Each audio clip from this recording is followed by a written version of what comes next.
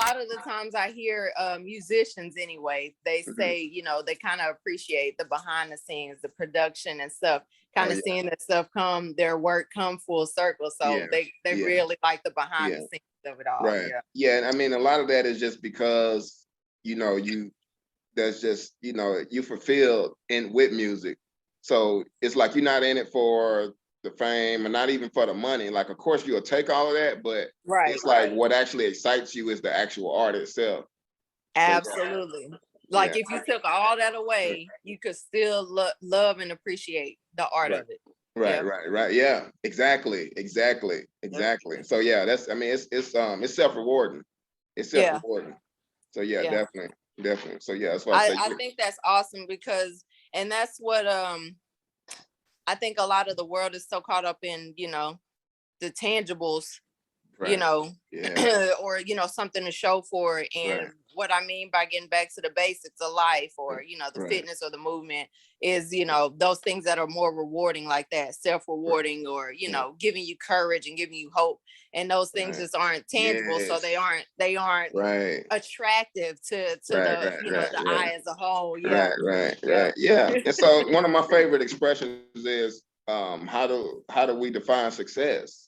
Like that question is a game changer because a lot of times I think we naturally think that it's automatically going to be money or career goals, but it's like really like that's a byproduct of who we are.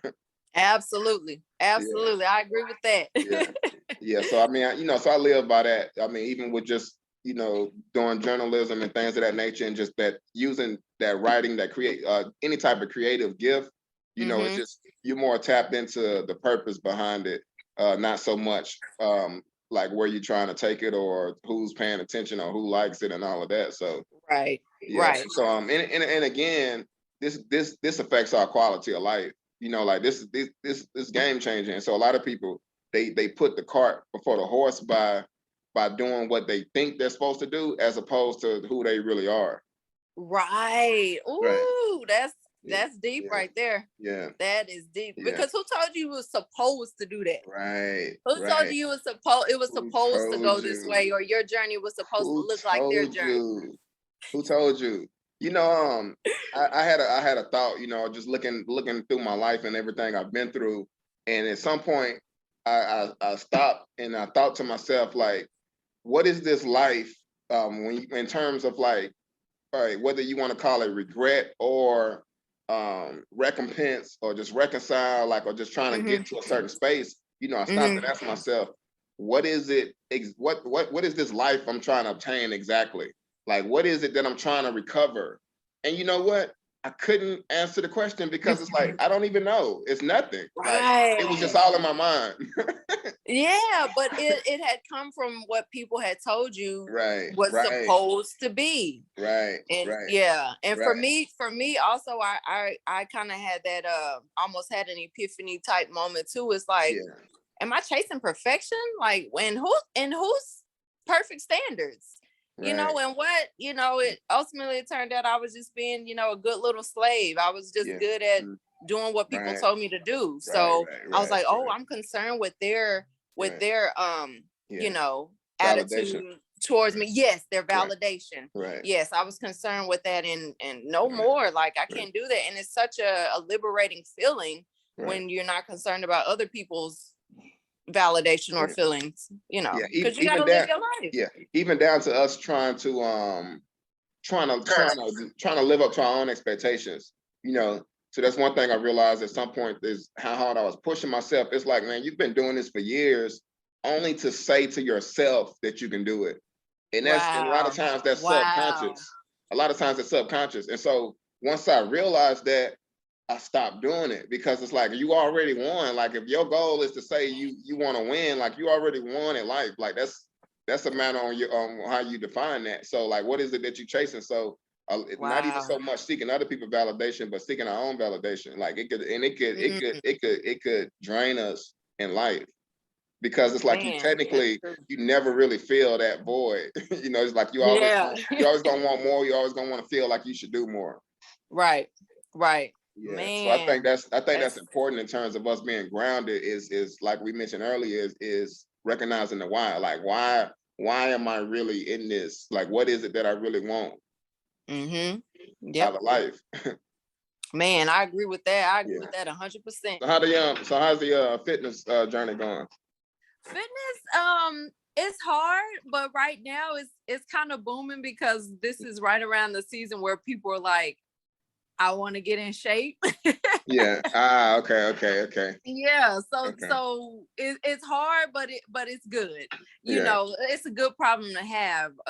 With everything that went on with the coronavirus and everything shutting down, I don't know how a lot of people didn't connect that your health is your wealth. Like it should be a top priority. If you didn't see that, during all of this, I don't know what else you need to show you that health is your wealth. But so you got some New Year's resolutions coming up, or some summer vacations coming up next year. So people trying to get fit, they trying to learn more about being healthy. And I will say, I have seen an influx of people actually really wanting to get more knowledgeable about, their health. So I will say that, but some people, they just, just a blind eye to it. So what's the reasoning behind those that are a little more diligent? They're choosing themselves. They're not choosing a fad diet. They're not interested in a quick fix. They're actually choosing themselves. And a lot of that I come across are mothers. So I'm guilty of that, putting ourselves on the back burner because we have kids, or, whatever excuse that we have. So it's like, okay, they're finally choosing themselves. They know that they can't pour from an empty cup. So if they get themselves in order, that's the difference that I'm seeing. Yeah. I mean, so as a mother, like you've been juggling like the fitness, the physical training, and also between the flag football. So how's it been finding a balance with that? Staying athletic and taking care of home. When I hear it, like, I'm like, that person must be insane. And then I look up, I'm like, oh, this is my life. Right. Okay. So what I like to kind of put an umbrella on it, well, if I'm going to put it in a box, just being a mother of organized chaos. A mother of organized chaos, learning to organize the chaos. I kind of think of it as like the toddler or the infant stage, when they're first born and things can be going well, and then all of a sudden they just start crying out of nowhere, and you're like, did I feed you? Are you hungry? Do you need a diaper change? It's hectic for all of 10 minutes. But then once you figure out that the necessity, it's mellowed out again, you feel like, okay, I've accomplished something. So, and that's what I tell a lot of new parents. I'm like, if you can endure that hectic, that chaos for the short amount of time, everything else will be worth it. Okay. So I take it that's the type of counsel you implement in your physical training? Absolutely. I actually have a blog, a motherhood blog. It's called Mooch 4, Mother of Organized Chaos. Okay. So I try to implement that in pretty much all aspects of life, because and even back to the motherhood thing, like when the babies are crying, don't get upset with them. That's their only means of communication with you at that time. That's their only means of communication. So why are you going to get frustrated?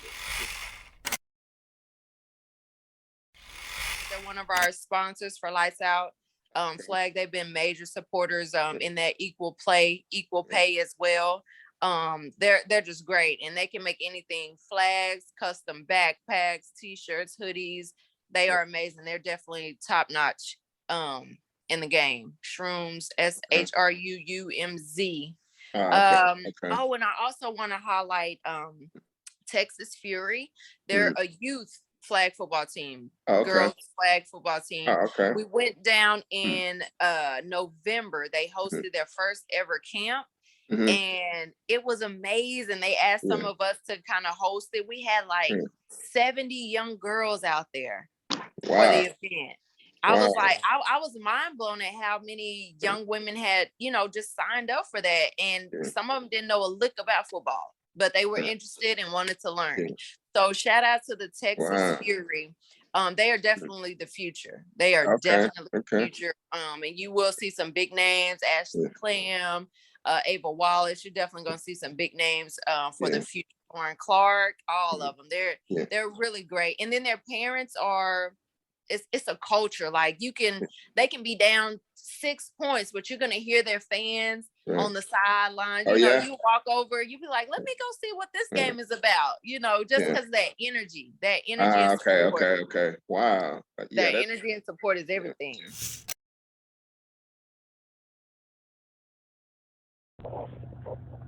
Hey, just a quick few announcements, exciting announcements in the world of flag football that I failed to mention. First off, I want to give a major shout out to Nathan Williams, my fiance. He is the best GM in flag football. I support you 1,000%, and thank you for always supporting me both on and off the field.